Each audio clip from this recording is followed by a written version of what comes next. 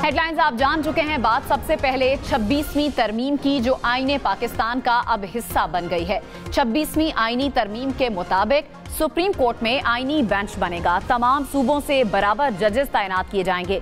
Judicial commission आईनी benches और जजेस की तादाद का तयन करेगा। आईनी तरमीमी बिल के मुताबिक अज़खुद नोटिस का इख्तियार आईनी बेंच के पास होगा। चीफ जस्टिस का तकर्रुर 12 रुकनी खुसूसी पार्लिमानी कमेटी करेगी।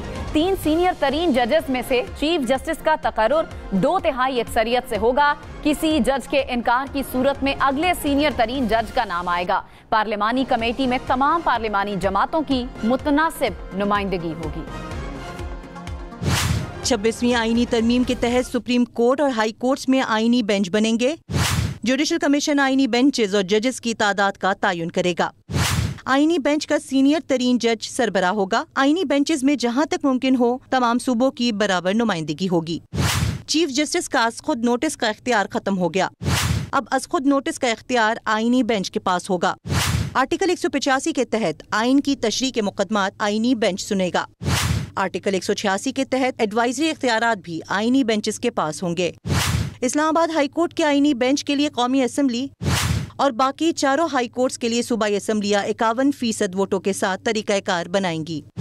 आर्टिकल 184(3) के तहत सुप्रीम कोर्ट अपने तौर पर कोई हिदायत या डिक्लेरेशन नहीं दे सकती। आर्टिकल 186(a) के तहत सुप्रीम कोर्ट हाई कोर्ट के किसी भी केस को किसी दूसरी हाई कोर्ट या अपने पास मुंतकिल कर सकती है। तरमीम के मुताबिक चीफ जस्टिस ऑफ पाकिस्तान के ओहदे की मुद्दत 3 साल और उम्र की बालाई हद 65 साल मुकर्रर की गई है। चीफ जस्टिस सुप्रीम कोर्ट का इंतखाब 3 सीनियर जजेस में से होगा और ये तकर्रुर 12 रुकनी पार्लिमानी कमेटी की सिफारिश पर होगा। सुप्रीम कोर्ट के जजेस का तकर्रुर चीफ जस्टिस की सरबराही में कायम जुडिशल कमीशन करेगा।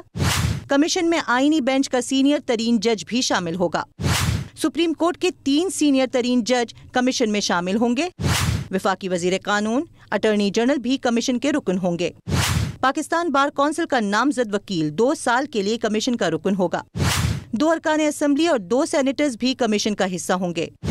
स्पीकर का नामजद अक़लियती या खातून मेंबर भी कमीशन में शामिल होगा।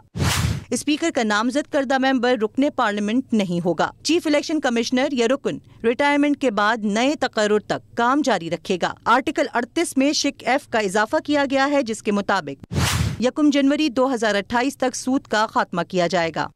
आर्टिकल 48 में तरमीम के तहत वजीर आजम या काबीना की जानिब से सदर मुमलिकत को भिजवाई एडवाइस पर कोई अदालत, ट्रिब्यूनल या अथॉरिटी सवाल नहीं उठा सकती। आर्टिकल 229 और 230 में तरमीम के तहत पार्लियामेंट या सूबाई असम्बलियों में होने वाली कानून साजी पर इस्लामी नजरियाती कौंसिल से राय ली जा सकेगी। कोई भी मामला 25% अरकान की हिमायत से इस्लामी नजरियाती कौंसिल को भिजवाया जा सके।